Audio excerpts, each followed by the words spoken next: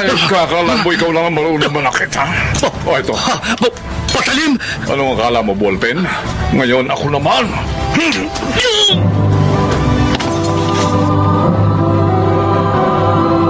Handog ng DZRH ang tula sa kanyang panahon. May mga babaeng higit na matalino at matagumpay kaysa sa kanilang kabihang. Ganon pa man, ito ba'y dapat maging suliranin? Mga kaibigan, narito po ang naging karanasan ni Ramil sa ating dulang sa kanyang panahon.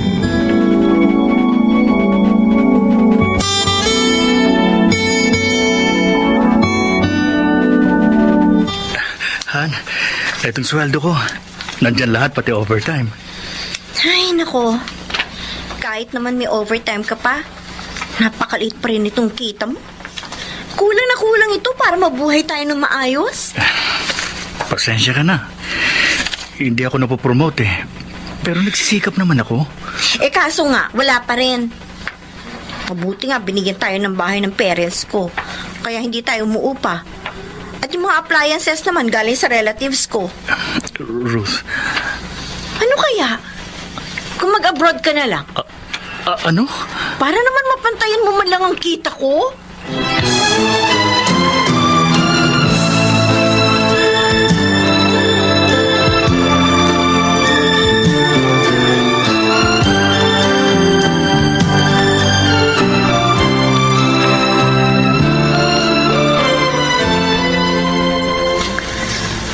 Narito na tayo sa bahay ko, pero nakasibangot ka pa rin, Ruth.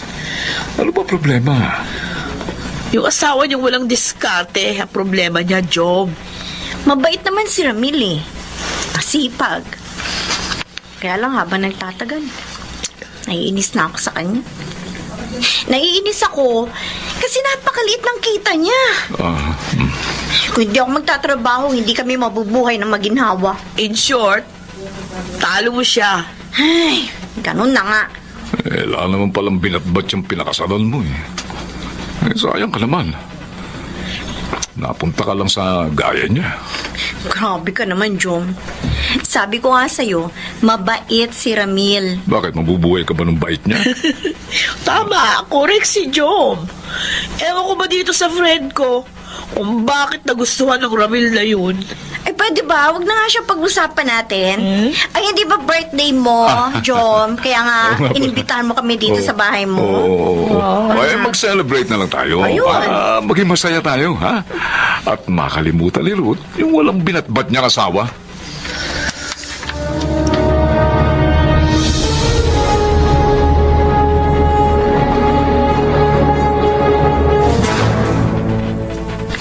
Gabing-gabi na anak ka. Bakit hindi ka pa matulog? Hinihintay ko po si Ruth, Nay. Bakit ba ginabi ng ganitong asawa mo? Imposible namang nasa opisina pa rin siya sa ganitong oras. Hindi ko nga po alam eh. Hindi ko rin makontak ang cellphone niya.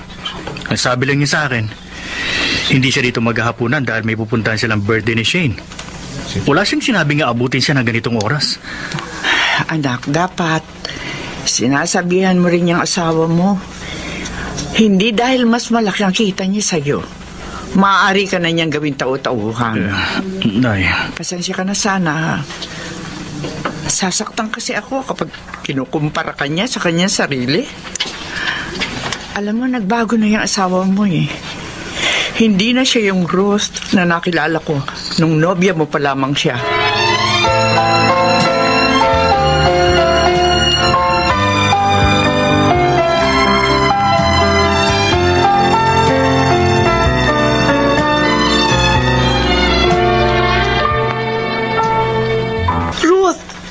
Bakit hindi ka pumasok kahapon? Nag-alala sa'yo si Jom, ha? Hindi ko rin makontak yung cellphone mo.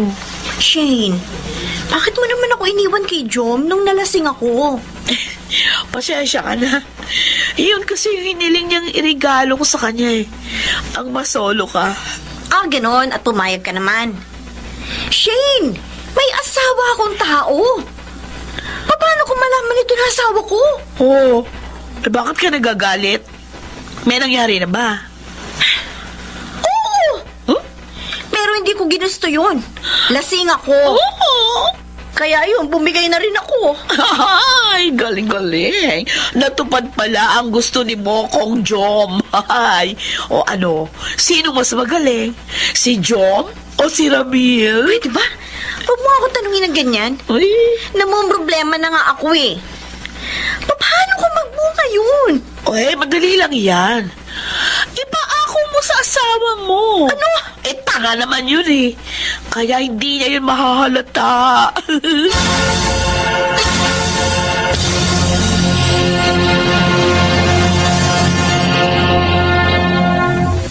Talaga? Ipinagluto ka ng baon ni Ruth? Oo, Lope. Bahay mala. Nagbago na siya. Ha? Oo, nagbalik na ang dating malambing na si Ruth. Aba, kaya pala lagi kang masaya eh. Ay, syempre naman. Lalo akong ganadong magtrabaho ngayon, Lope. Dahil magkakaanak na kami. Buntis na si Ruth?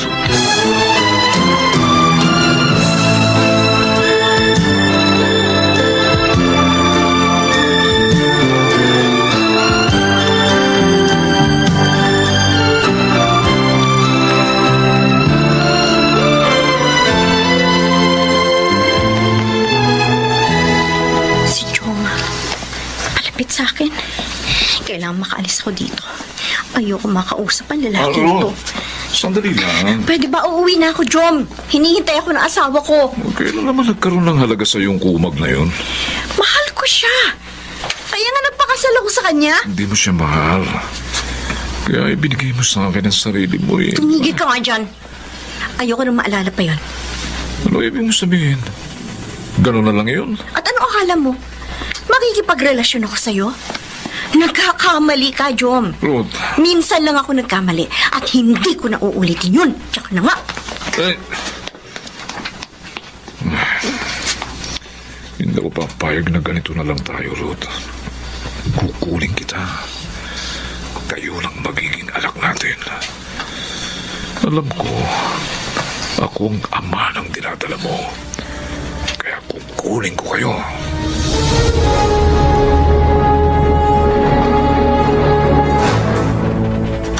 Ikaw pala si Ramil, ha?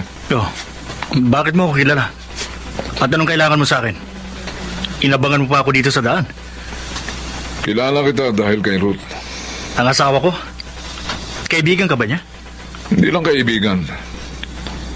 Ako ang ama ng dinadala niya. Ano? Hoy, bawiin mo sinabi mo!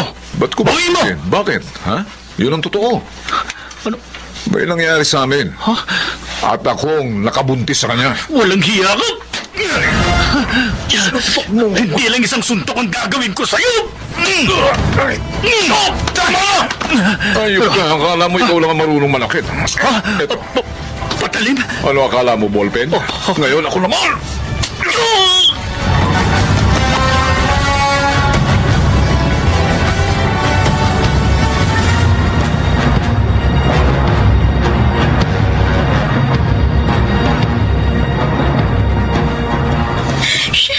Ano nangyari, Ruth? Bakit nadala dito sa ospital ang asawa mo? Sinaksak siya. Oh my God! Mahilig din pala siya sa away. Si Jom ang sumaksak sa kanya. Kitang-kita ko yun. Nasaan na ngayon si Jom? Hinuli na siya ng mga pulis. At ang problema ko ngayon, ang mga sinabi niya sa asawa ko. Baka hindi na ako matanggap pa ni Ramil dahil doon.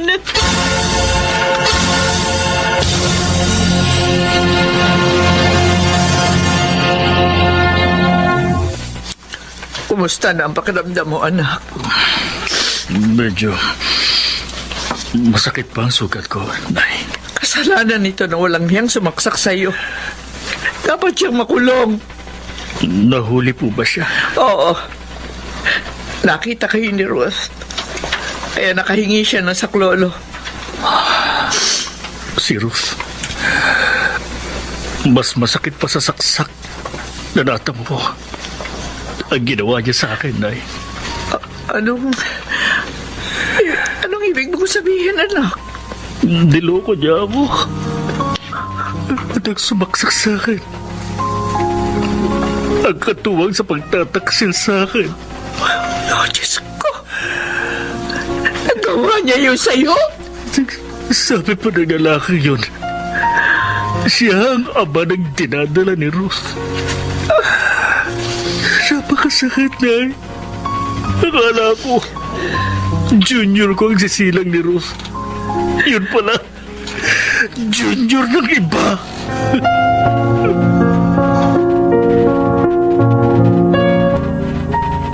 Inay, bakit po may mga maleta kayo dito ni Ramil sa sala? Ang sabi ng anak ko, uuwi na kami sa probinsya. Doon na muna kami. Pero bakit po? Ayan na si Ramil. Kayo na mag-usap. Ramil! Sa labas na ako maghihintay, anak. Ramil, bakit naman ganito? Bakit ka aalis? Hindi mo na ako dapat tinatanong ng ganyan. Dahil alam mo na ang sagot. Patawarin mo na ako, Ramil. Hindi ko naman sinadya yun. Lasing lang ako. Pinagtaksilan mo pa rin ako. Bakit ba pag mga lalaki nagtataksil, napapatawad ng mga babae? Bakit ako? Hindi mo ako mapatawad. Hindi ko matanggap ang ginawa mo. Naging tapat ako sa'yo. Hindi ako nagloko katulad ng ibang lalaki. Minahal kita. Tiniis ko ang masasakit mong salita at pang-iinsulto sa akin. Ramil, nagsisisi na ako. Pakiusap, patawarin mo na ako. Aalis na ako, Ruth. Ramil, At hayaan mong paggalingin ng panahon ang sugat na nilikha mo sa puso ko.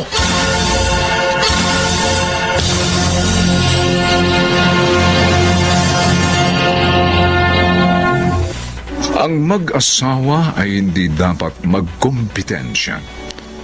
Dapat sila'y mag-alalayan upang matupad ang kanilang sinumpaan sa kanyang panahon.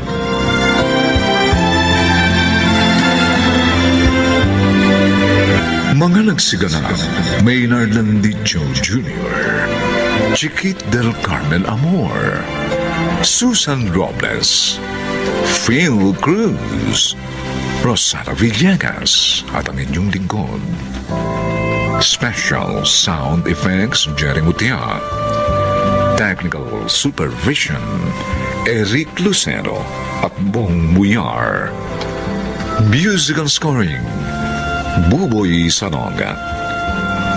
Ang kasaysayang ito'y mula sa panulat ni Telma Corporal Alcantara. At sa pinagsamang direksyon ng inyong lingkod, June Martin Legaspi at Bobby Cruz. Sa kanyang panahon.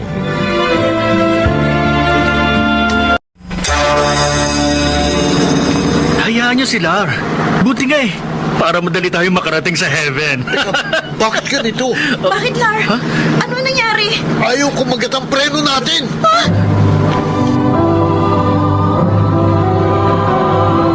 Handog ng DZRH ang tula sa kanyang panahon. Malungkot mang sabihin, nakararami talaga ang mga kabataang mahilig sa kalayawan. Mapusok at matitigas ang ulo, kaya naman madalas sila'y napapahamak. Ito ang naging karanasan ni Kim sa ating dulang sa kanyang panahon.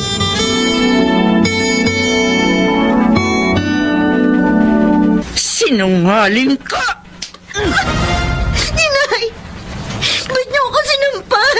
Dahil sa lahat ng ayaw ko, yun niloloko ko! Sabihin mo, nobyo mo na ang Lar na yun, di ba?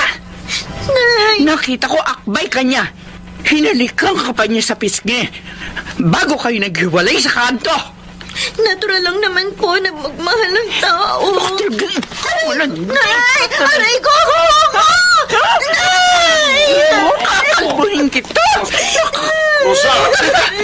Rosa, bitiwan mo ang buhok ni Kim. Nasasaktan na ang bata. Ano ba nangyari? Bakit mo sinasabunutan si Kim? Dahil abiso ko! May nobyo na pala ang babaeng yan! Anak, totoo ba yun? Wala naman po kami ginagawa masama, Day, eh. Yun ang wala pagliliya masama na yun eh! Eh di lalo na yung mga susunod yung gagawin! Anak, hindi naman kami tutol na magkanobyo ka. Pero sana lang, huwag mo na ngayon. Napakabata mo pa. Hindi mo pa nga tapos ang high school! Yan ay natupag mo! Ikaw layuan mo ang lar na yon. Kung ayaw mo lalo masaktan sa akin at ang pag-aaral mo ang asikasuhin mo!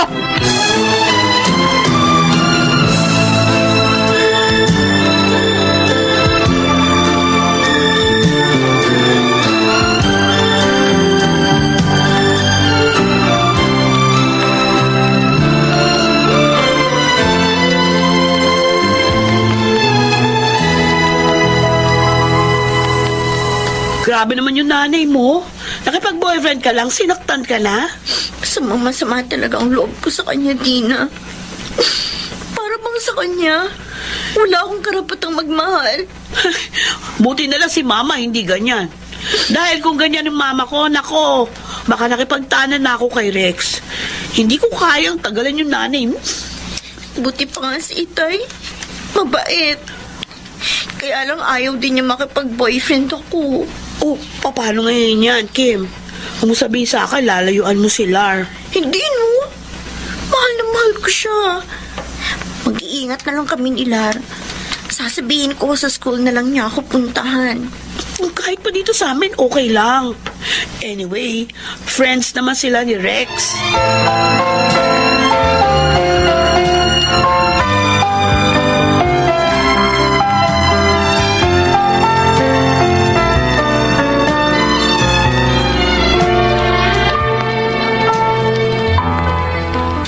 Hindi tayo pwedeng manood ng sine, Lar.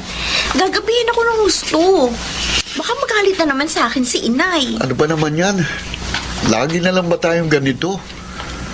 Pagkakwentuhan na lang kina Dina? Pasensya ka na. Hindi raw. Kesa naman sa ilayo ko ng tuluyan sa'yo ni Inay. Pero sa Batangas, dapat sumama ka, ha? Batangas? Oo. Oh, hindi mo pa alam. Hindi pa. Ano ba yun? Pupunta sa isang resort sa Batangas si Rex at Dina. At niyayaya rin tayo. Sabi ko, okay tayo. Ano? Paano yun? Ano gagawin ko? Di sabihin mo, si Dina lang ang kasama mo. Pupunta kayo sa resort ng kamag-anak nila. O siguro naman, papayag na ang parents mo.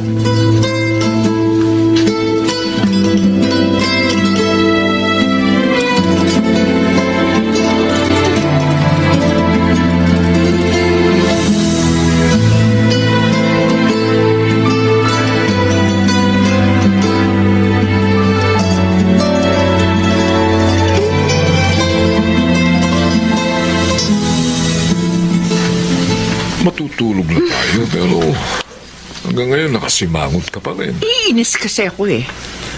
Gabi na namang umuwi si Kim.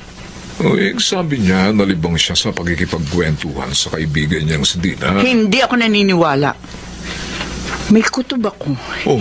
Hindi pa rin niya nilalayuan yung nobyo niya. Naku! Huwag ko lang siya mahuhuli na kasama ang Lar na yon. Tatamaan siya ng gusto sa akin. Rosa, hindi mo mapagbabago sa gulpi si Kim. Pinapangaralan naman natin siya, Pilo, pero hindi naman siya nakikinig. Rosa, ang... Nakipag-boyfriend pa rin siya ng maaga. Kaya kailangan masupil ang kalokohan niya bago pa siya mapahamak na tulad ko.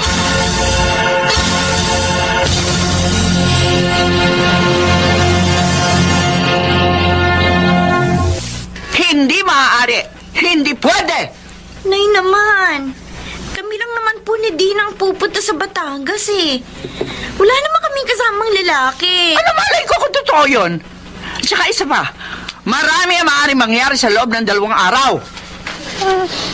Oo nga. Tama ang nanay mo, anak.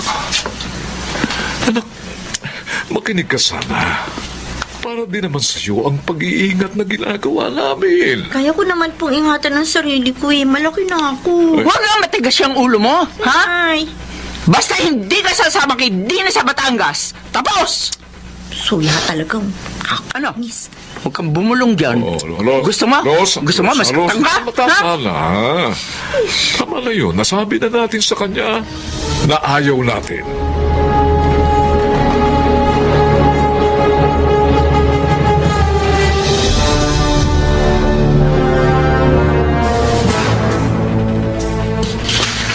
KJ naman ang parents mo, Kim. Oo nga. Nakakainis naman. Parang hindi naging bata. Paano ko makakasama niyan, Kim? Ayaw pala ni na Aling Rosa at Mang Pilo. Kaya nga namang problema ako, Dina. Eh. Huwag kang patalo sa kanila. Tumakas ka, Kim. Ha? Tatakot naman ako, Lar.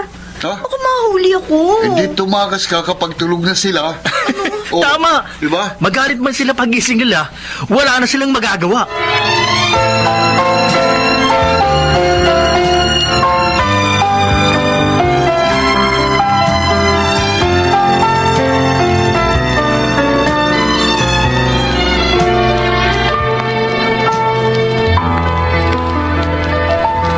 Ay, salamat. Tulog na sina Inay at Itay. Ngayon, makakalabas na ako ng bahay. Kailangan magmadali ako. Hinihintay na ako ni Nalar sa may kanto. Tagal naman kasi bago makatulog si Inay. Para pag binabantayan ako. Hindi bale. Ang importante, makakalabas na ako. Makakaalis ako. Makakapagbakasyon ako sa Batangas ng 2 days. Bahala nang magalit sila.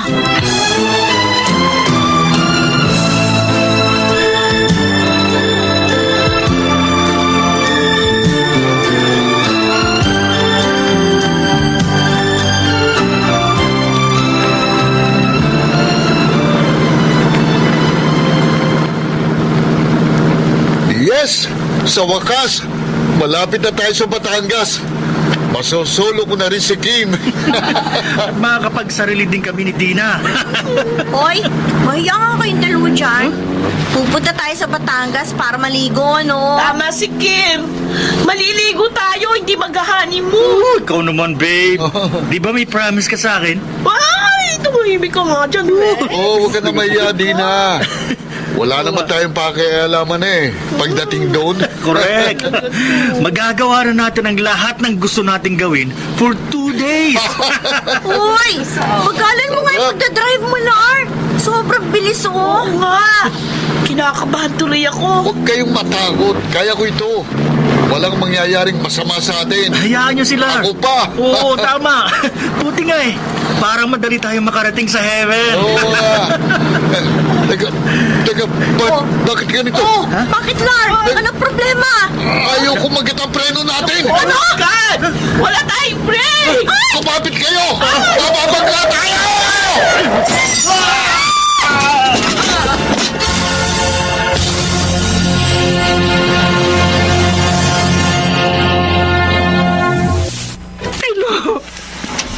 Ano sabi ng doktor? Kumusta na rin sila, Kim? Ligtas na si Kim, Rosa. Kaya lang, Kaya lang ano, may naging diferensya ba anak ko dahil sa disgrasyang yon? Sabihin mo! Sabihin mo, Bill! wala. Pero ang 3 kasama niya sa kotse, lahat namatay. Ano? Diyos ko! Awawa naman sila. Halos hindi nga matanggap ng mga magulang ni Rex, Dina at Lar ang pangyayari. Salamat na lang at nakaligtas ang ating anak. Wala talaga ng Diyos kay Kim ang laganap. Dahil sa nangyaring ito, Pilo, alagay ko, dapat na nating sabihin kay Kim ang katotohanan.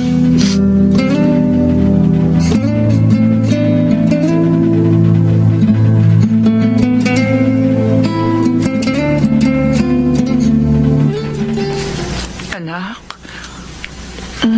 ano na ang pakiramdam mo? hindi na po gaanong masakit ang mga sugat ko. Ay, salamat naman. Mabilis na tumatalab sa iyo ang mga gamot. Pero nalulungkot po ko. Dahil sa pagkamatay ni Lar. Malilimot mo rin siya, anak. Oo nga lang. Eh, siguro talagang hindi kayo para sa isa't isa. At saka bata ka pa. May iba pang pag-ibig na darating sa iyo balang araw. Nay, sorry po. Hindi po ako mapapasama sa disgrasyang yun kung hindi ako tumakas. Patawad po. Dahil sa katigasan ng ulo ko, muntik pa ako mamatay. Patawad din, anak, ha? Dahil na pagbubuhatan kita ng kamay. Kasi gusto lamang kitang ingatan. Napakahalaga mo sa amin. Mahal na mahal ka namin, anak. Ayaw namin mangyari sa'yo ang nangyari sa akin noon. Ano pong nangyari, Nay? Kim, bunga ka ng kapusukan ko nung araw. Hindi si Pilo ang tunay mong ama. Ano po? Tinalikuran ako ng iyong ama. At si Pilo, siya ang nagpuno sa lahat ng pagkukulang sa atin ng lalaking yun. Kaya pala, ayaw ninyong makipagnobyo ako na maaga. Oo, anak. Ayoko matulad ka sa akin. Gusto ko magkaroon ka ng isang magandang kinabukasan. Sorry po talaga, Inay. Itay, ngayon, higit ko na kayong nauunawaan. Ay, salamat naman, anak. Huwag mo na sana sayangin ang pangalawang buhay na ibinigay sa iyo ng Diyos.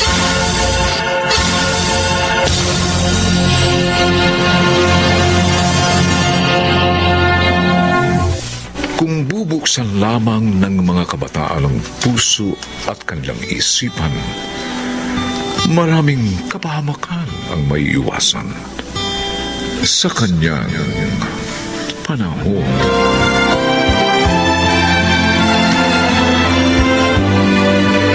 Mga nagsiganap, Chiquit del Carmen Amor, Rosana Villegas, Phil Cruz, Susan Robles, Maynard Landicho Jr. at ang inyong lingkod. Special Sound Effects Jerry Mutian. Technical Supervision Eric Lucero at Bong Muyar. Musical Scoring Buboy Salong. Ang kasaysayang ito'y mula sa panulat ni Telma Corporal Alcantara. At sa pinagsamang direksyon ng inyong lingkod June Martin Legaspi at Bobby Cruz sa kanyang panahon.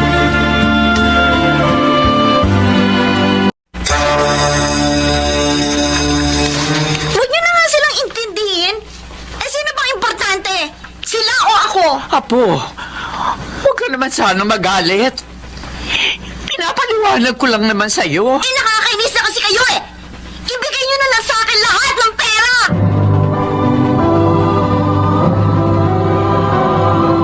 Handog ng DZRH ang tula sa kanyang panahon. Bakit nga ba may mga kabataan na sa kabila ng kahirapan ay nagagawa pang umabuso sa halip na magpakatino? Hindi binibigyang halaga ang nagmamahal sa kanila. Mga kaibigan, narito't ating pakinggan ang naging karanasan ni Laika sa ating dunang sa kanyang panahon. Ayoko nga po sabing pumasok eh. Eh, bakit nga ayaw mo, Apo? Sabi sa akin kahapon ng teacher mo, may test kayo ngayon. Para namang hindi nyo alam na umulan ng malakas eh. Tiyak maputik sa dadaanan natin. Ayaw ko nga maputikan ako. Magdadala naman ako ng basahan, Apo, para maging pamunas mo. Kaya malinis ka pa rin pagpasok mo sa room mo. Ayoko nga po eh. Nandidiri ako. Kulit nyo naman eh. Oh, sige na. Sasakay na lamang tayo ng tricycle, kahit mahal. Basta makapasok ka lang. Hindi maaari mag-absent ka ngayon, Apo.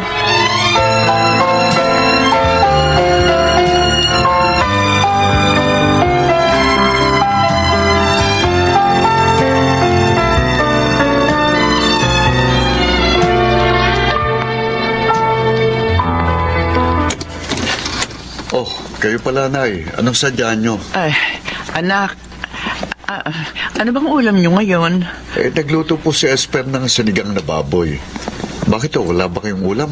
Meron naman, paksiw na isda. Oh, Kaya lang ayaw kumain ng pamangkin mo.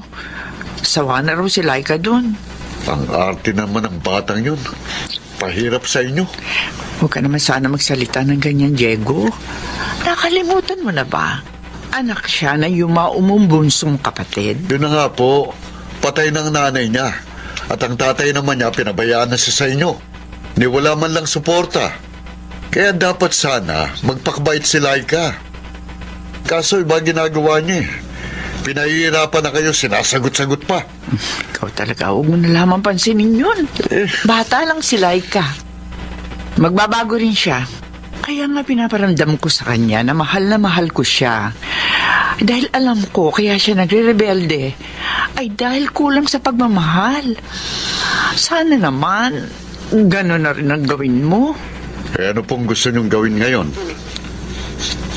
Bigyan ko kayo ng ulam, ganon. Oo naman sana, anak. Kawawa naman kasi yung pamangkin mo. Hindi maghahapunan.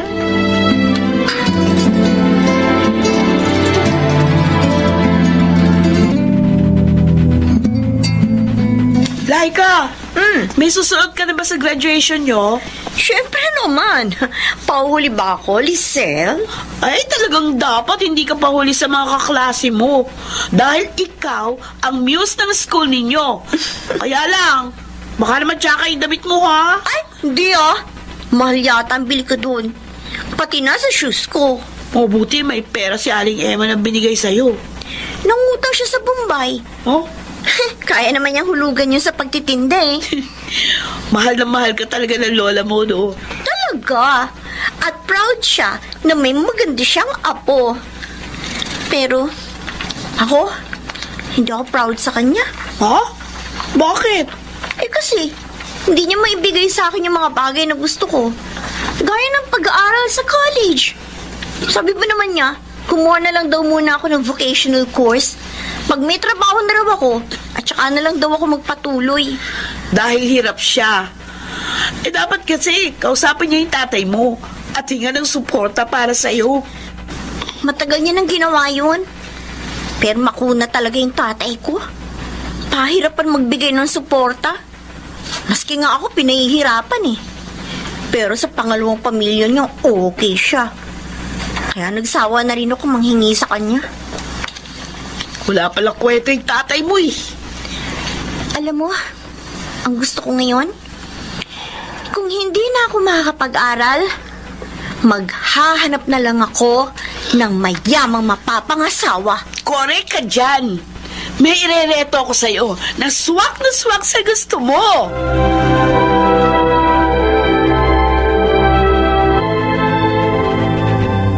Isasangla mo ikamo sa amin itong hikaw mo, Elma. Oo, sana, Andoy. Maganda naman ito, di ba?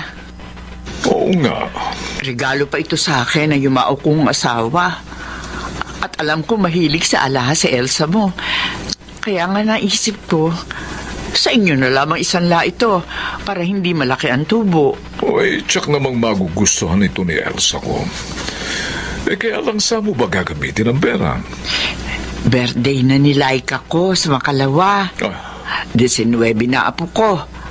At gusto ko maganda para sa birthday niya. Ay, sobra talaga ang pagmamahal mo doon sa iyong apo, no? Ay, oo. Paano naman? Siya ang kapalit ng pumanaw kong bunso, si Sally. Oh, sige. Tatanggapin ko ito. Pero mag-uusap kayo ni Elsa para malaman mo, ha, kung magkano ang maibibigay namin sa iyo.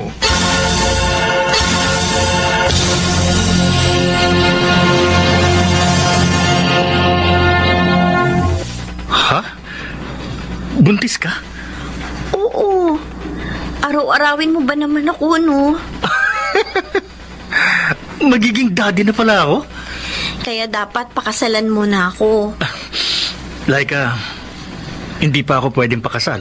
Ano? Bakit? Sabi mo sa akin, pananagutan mo ako pag nagbunga ang lahat. Wala pa sa akin ang mana ko eh. Paano ko? Mabibilad ako sa kahihiyan, Ruby. Huwag kang ngang umiyak. Tinitingnan tuloy tayo ng mga tao dito sa park. Ano gagawin natin? Pwede naman kitang iuwi sa bahay namin, pero huwag ka na muna maghanap ng kasala. Ano, payag ka?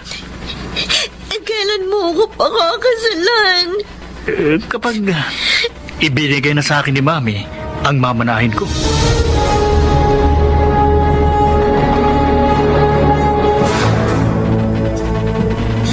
Ayaw mo maganda sa birthday mo, Apo? Ay, bakit? Kasi po may na akong gamit. O yun nga, kaya pero na lang ang ibigay niyo sa akin. Kaya lang nasabi ko na sa mga kapitbahay natin na maghahanda tayo. Huwag niyo na nga silang intindihin. Sino bang importante? Sila o ako? Apo, huwag ka naman sana magalit. Pinapaliwanag ko lang naman sa iyo. Nakakainis kasi kayo eh. Ibigay niyo na lang kasi sa akin lahat ng pera.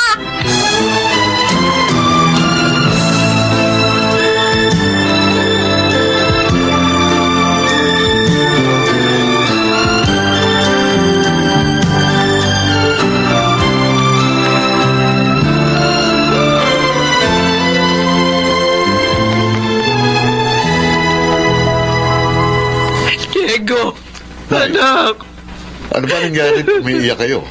si Laika. Lumaya siya ngayon mismo birthday niya. Oh. Baka naman nagpunta lang siya sa mga kaibigan niya. Birthday niya eh. Hindi anak.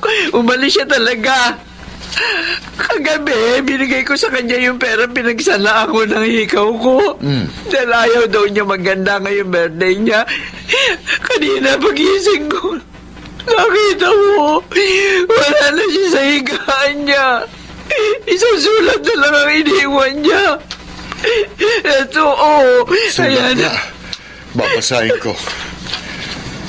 Sa inyo, Lola. Huwag niyo na akong hanapin. Sumama na ako kay Rovic, ang boyfriend ko. Buntis kasi ako. Kaya sa kanila na ako titira. Napakawalang niya talaga ng batang yun. Naglandi na nga, kinuha pa lahat ng pera niyo. baka mapahamak ang pamangkin mo, Diego. Pakatigas ng ulo niya. Kaya kung mapahamak man siya, kasalanan niya yun. Anak naman. Nabayaan niya kayong sa kabila ng pagmamahal at paglingap niyo sa kanya. Kaya huwag niyo na siyang isipin pa.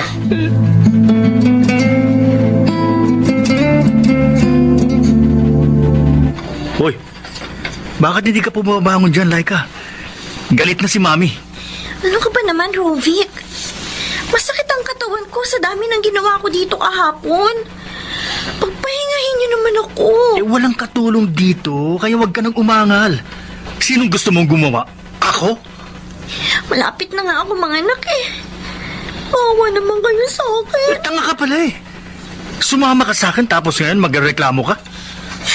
Hawa ka na rin sa kasamaan ng ugali ng mami mo. Ano? Hindi mo na rin iniintindi ang kapakanan namin ng magiging anak natin. Huwag mong pagsalitaan ng ganyan ng mami ko! Bakit ka ba nananampal? Nagsabi lang ako ng totoo eh. Kung ang lola mo nilalapastangan mo, huwag mong gagawin yan kay Mami. Dahil manghihiram ka ng mukha sa aso!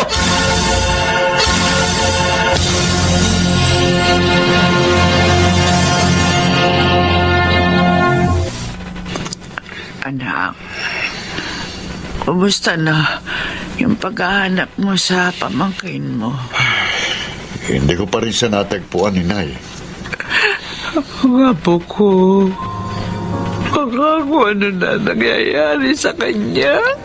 Nay, ang sarili niyong dapat niyong isipin. May sakit kayo. Dapat magpagaling kayo. Anak, kapag bumalik siya dito, tanggapin mo, ha?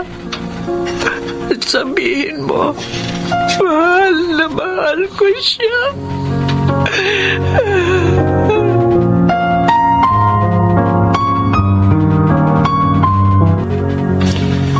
Narito na ako sa probinsya namin. Mahigit 1 taon din ako nawala dito. Ngayon, hindi na ako aalis pa dito. Hindi na ako babalik sa impyernong bahay ni na Rufik. Baby, anak, narito na tayo. Sana tanggapin tayo ni Lola Elma. Sana mapatawad niya ako. Ang laki ng pagkakasala ko sa kanya.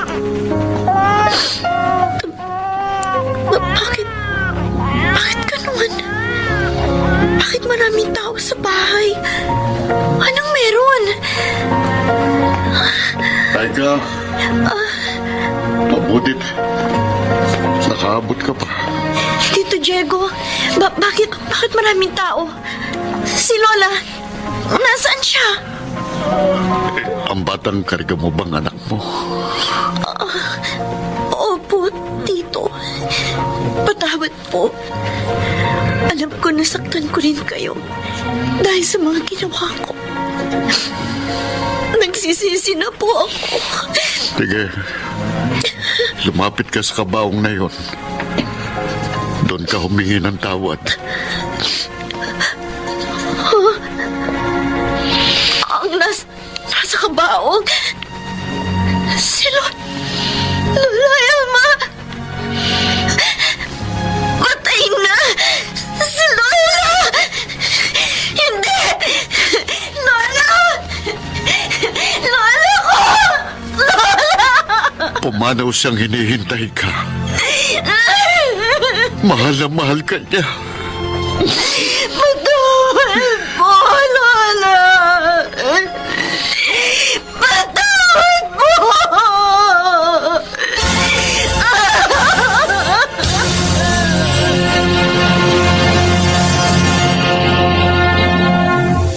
Kahit makabago na ang panahon, naway matutuhan pa rin pahalagahan ng mga kabataan ang paglingon sa kanilang pinanggalingan upang tagumpay na marating ang paroroonan sa kanyang panahon.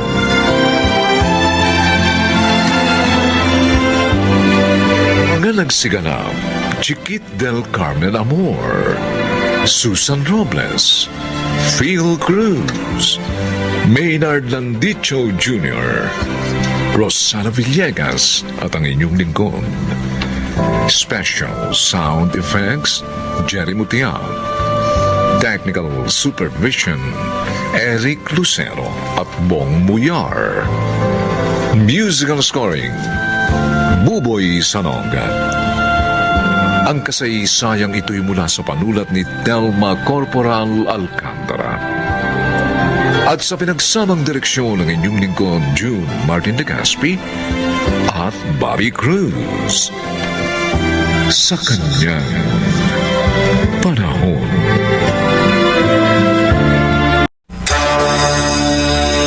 Robert, mas dapat nating unahin ang bayan kaysa sa pansariling kapakanan. Isa pa naging mabuting pamangkin ka naman sa mga magulang niya. Ni minsan, hindi mo naman sila binigyan ng problema. Kaya kung sundin mo man ang iyong konsensya ngayon, hindi kasalanan yun.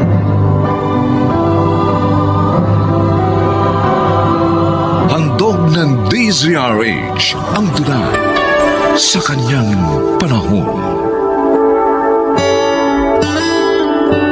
Ang kabiyak ay dapat na laging nagkakaisa upang maiwasan ang di pagkakaunawaan. Ngunit paano kung may utang na loob na nais maghiwalay sa kanila? Mga kaibigan, pakinggan po natin ang naging karanasan ni Suling sa ating dunang sa kanyang panahon.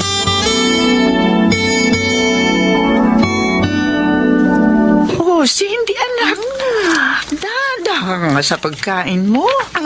Ang sarap po kasi ng mga ulam na binigay sa atin ni Tito Gaspar, Inay. Batang to. Sarap kasi magluto yung misis ni Kuya Gaspar, Suling. Ay, kayo mag-ama ha. Para bang hindi ako masarap magluto. O, siyempre, masarap din. Kaya lang iba Kaya- naman tong ulam na ibinigay ni Kuya Gaspar sa atin. Oo nga po, Inay. Kaya huwag na kayong magtampo. Ay, teka. Ano nga pala yung sinabi ni Kuya na kausapin kanya kanina? Tatakbong Vice Mayor si Kuya Gaspar. Ha? At hinihingi niya ang tulong natin. Walang problema. Mabait ang kuya mo. Matulungin. Kaya dapat lang nasuportahan natin siya. Salamat naman. Ay ka rin tulungan natin siya. Oo naman. Tsaka, alam kong malaki ang utang na loob mo sa kapatid mo. Siya na ang tumayong magulang mo nang maulila kayo. Bukod pa sa talagang gusto niyang maglingkod sa bayan.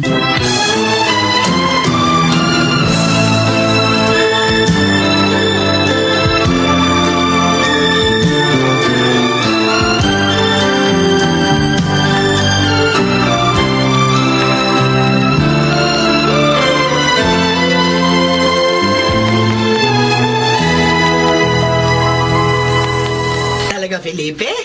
Kinukuha ka ni Mayor na maging busy niya sa darating na eleksyon? Oo, Sonia. Nagulat nga ako eh. Matagal mo na kasi siyang kaibigan. Kaya ikaw ang gusto niyang kunin. Sabi ko nga baka hindi ako manalo dahil hindi naman ako kilala dito sa bayan Ay, natin eh. madali naman magpakilala.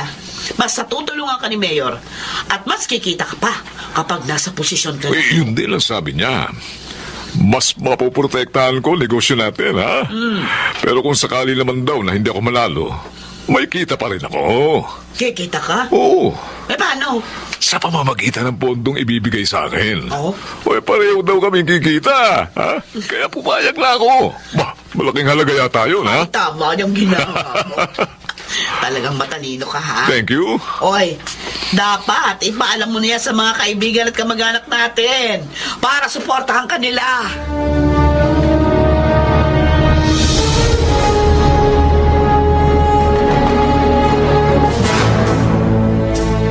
Sa akin, mga damit at sapatos na ito, Kuya Felipe. Oo, Robert. Bigay ko sa iyo yan. Mga bago lahat yan, ha? At ito namang nasa malaking plastic na ito, para sa mag-ina. Ayun, Ayan. oo. Ang gagandang damit at sapatos. Siguradong magugustuhan ito ni Nasuling at ni Cindy.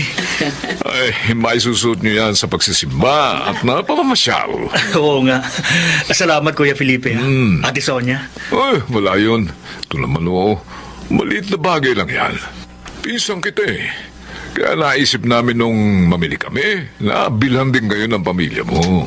Ay, gusto Salamat. rin sana namin na sumama sa pagsisimba nyo. Oh, yun. Ay, Robert, pwede kaya? Oo naman ate. Oh, yun, oo. Kaya lang, parang naninibago ako sa inyo. Oh, Ano bang nangyari at gusto niyo sumama sa pagsisimba namin? Ay, gusto na namin magsimba. Oo nga. Magpasalamat sa Diyos sa mga biyaya niya. ayun, oo. Hindi naman masama yun, di ba? Tama. Ay, syempre naman, napakabuting gawain yun. At saka alam mo kasi, pinsan, gusto kong makilala mga kaibigan ninyo. Tatakbo kasi ako bilang vice mayor nitong eleksyon, ha? At gusto kong hingi ng tulong ninyong lahat.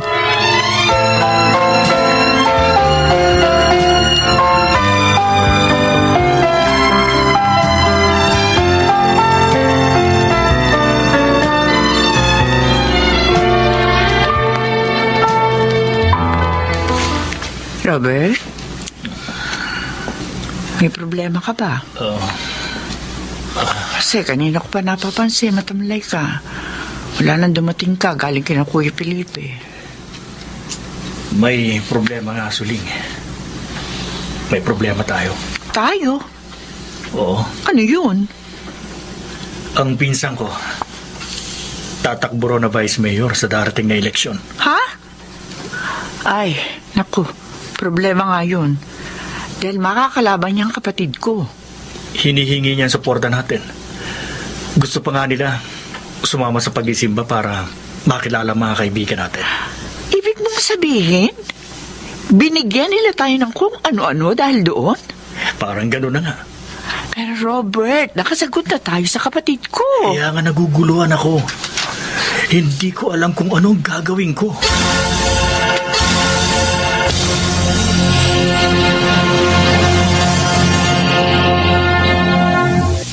At yung palang problema, Suling.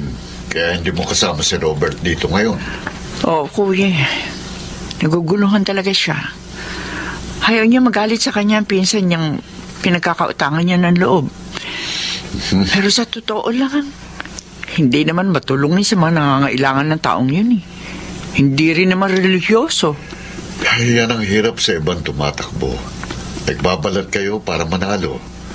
Kapag nakaupo na, limot na ang bayan. Basta ako, kuya, sa iyo ako susuporta. Dahil kilala kita mula pa sa aking pagkabata. Pero baka magkagalit kayo ni Robert.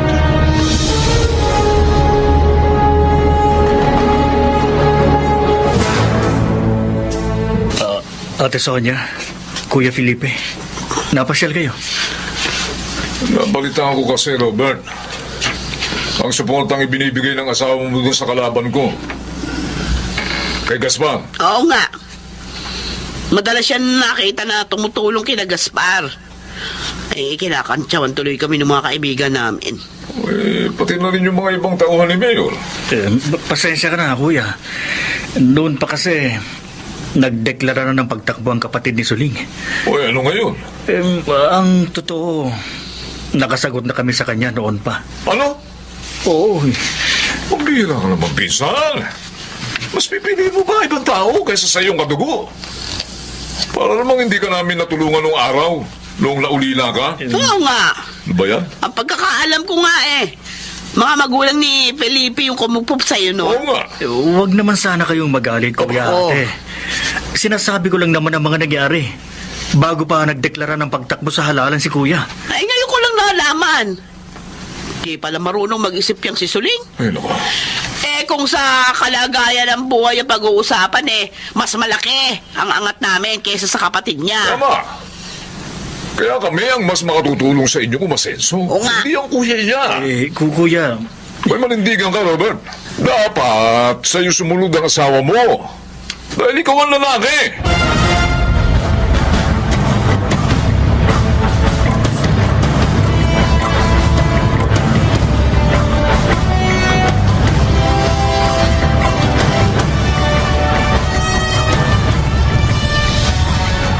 Sobra naman sila magsalita. Wala pa man sila sa posisyon. Nanunumbat na. Nalalait pa. nasaktan din ako sa sinabi nila, Suling, pero totoong may utang na loob ako sa kanila. Lalo na sa mga magulang ni Kuya Felipe. Robert, mas dapat nating unahin ang bayan kaysa sa pansariling kapakanan. Isa pa, naging mabuting pamangking ka naman sa mga magulang niya. Ni minsan, hindi mo sila binigyan ng problema. Kaya kung sundin mo man ang iyong konsensya ngayon, hindi kasalanan yon.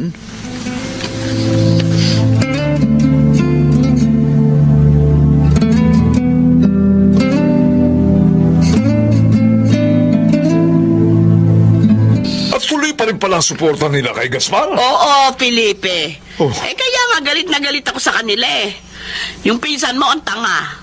Sumunod sa asawa. Oo nga. Kaya nga ngayon, gagawin ko na naiisip ko. Na? Ano yun? Ayaw niya akong suportahan na. Pues, hindi ako sa'yo galit.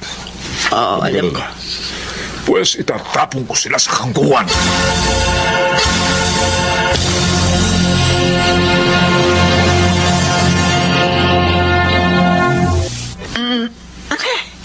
Ay, napagod ka pa sa paglilipat natin, Cindy?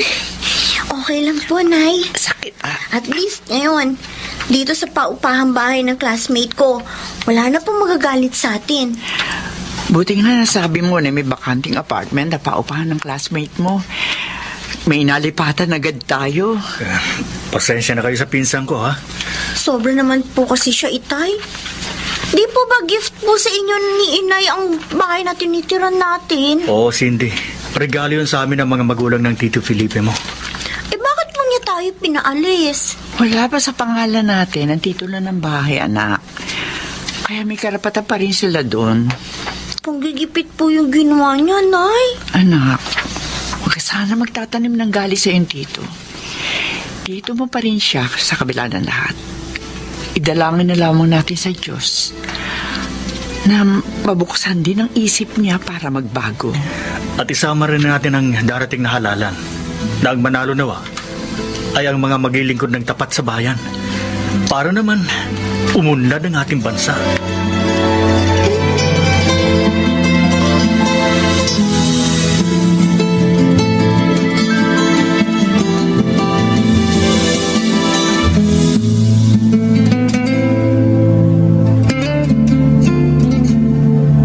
Nakakalungkot naman. Dahil sa akin, napaalis kayo sa tinitirhan nyo. Hindi mo kasalanan yun, kuya. Oo nga, kuya. Ang pinsan kong may kasalanan kasi makita ng isip niya. Hindi, kung gusto nyo, para hindi na kayo mangupahan, doon na kayo tumira sa bakanting lote namin. Pagagawan kayo ng kahit maliit na bahay para makalipat kayo. Wag, kuya. Ha? Ayaw namin isipin ng mga tao dahil doon kaya ka namin sinuportahan. Kahit naman ganito nangyari sa amin, tutulungan ka pa rin namin. Dahil alam namin na malinis ang hangarin mo sa pagtakbo. Maraming salamat sa inyo. Sana lang, kuya. Kung papalarin ka makaupo at darating sa iyo mga tukso, huwag mong malimutan ang mga pangako mo sa bayan.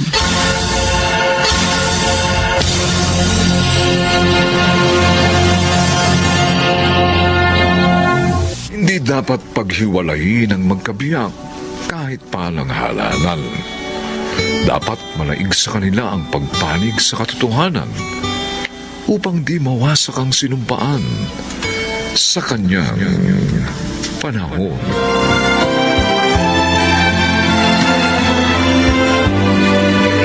Mga nagsiganap: Susan Robles, Maynard Landicho Jr., Chiquit del Carmen Amor, Phil Cruz, Rosana Villegas at ang inyong lingkod. Special Sound Effects, Jerry Mutiam. Technical Supervision, Eric Lucero at Bong Muyar. Musical Scoring, Buboy Sanonga. Ang kasaysayang ito'y mula sa panulat ni Telma Corporal Alcantara. At sa pinagsamang direksyon ng inyong lingkod, June Martin Legaspi at Bobby Cruz. Sa kanyang